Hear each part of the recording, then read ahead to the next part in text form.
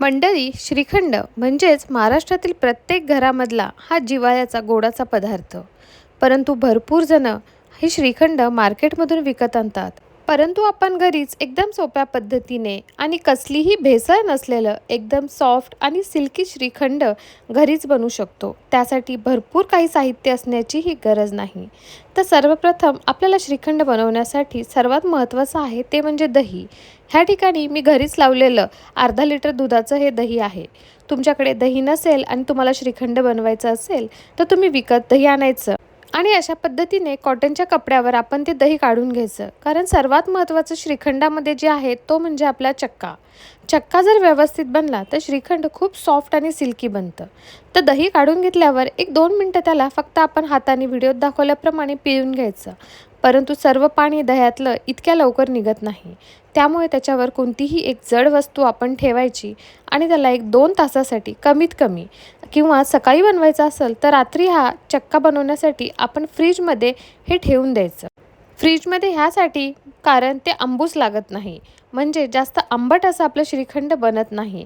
बाहेर मार्केटमधलं आणलेलं श्रीखंड कशा प्रकारचं दही वापरलेलं आहे, चक्का कोणत्या पद्धतीने बनवलेला आहे ते आपल्याला माहीत नसतं. त्यामुळे फक्त 2 तासासाठी आपण जर हा एकदा चक्का बनवून घेतलं तर आता पुढची प्रोसेस करायला फक्त 5 मिनटं लागतात. हे जे पाणी आहे तुम्ही बघू शकता की दह्यामध्ये एवढं सारं पाणी निघालं. आता आंबटपणा ह्या चक्क्यातला सर्व निघून गेलेला आहे आणि ह्याला आता सगळ्यात महत्त्वाचं ते म्हणजे फेटून घेणं. आता हा चक्का आपण छानपैकी 5 मिनटं मस्तपैकी फेटून घ्यायचा. कारण फेटून घेतल्यानंतरच त्याच्यामध्ये ते छान सिल्की सॉफ्टनेस येतो. बरेच जण हा चक्का पुरणाच्या चाळणीने छानपैकी चाळून घेतात, म्हणजे आपण जसं पुरण वाटून घेतो सेम त्याच पद्धतीने, म्हणजे चक्का आणखीन सॉफ्ट होतो. तुम्ही चांगलं फेटून घेतलं तर ती स्टेप स्किप करू शकता. ह्या ठिकाणी मी 2 मोठे चमचे पिठी साखर ॲड केली आहे. तुम्हाला गोड जेवढं पाहिजे त्यानुसार तुम्ही साखर ॲड करा.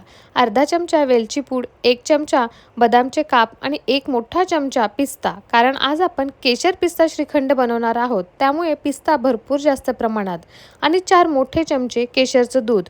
आधीच मी गरम दुधामध्ये 10 ते 12 केशरच्या काड्या ॲड करून ठेवलेल्या होत्या, त्यामुळे त्याला रंग खूप सुरेख आलेला आहे.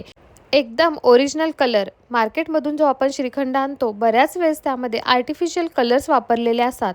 रिअल असा केशरचा बिलकुलही वापर नसतो केलेला आणि फ्लेवर्स ॲड केलेले असतात. हा ओरिजिनल आणि तुम्ही व्हिडिओमध्ये बघू शकता की त्याचा सॉफ्टनेस किती छान आहे. ह्या ठिकाणी तुम्हाला ड्रायफ्रूटचं कोणतं प्रमाण आणखीन ॲड करायचं असेल किंवा पिस्ताचे आणखीन जास्त काप ॲड करायचे असतील तर तुम्ही तेही करू शकता. साधं श्रीखंड बनवायचं असेल तर आपण ह्या ठिकाणी केशर स्किप करायचं आणि ड्रायफ्रूट स्किप करायचं. आणि मँगो श्रीखंड बनवायचा असेल तर केशरच्या दुधाच्या ऐवजी ह्या ठिकाणी आपण मँगोचा पल्प वापरायचं. मंडळी, ही एकदम सोपी केशर पिस्ता श्रीखंडची रेसिपी कशी वाटली मला नक्की कमेंट करून कळवा. आवडल्यास लाईक अँड शेअर करा. थँक्यू.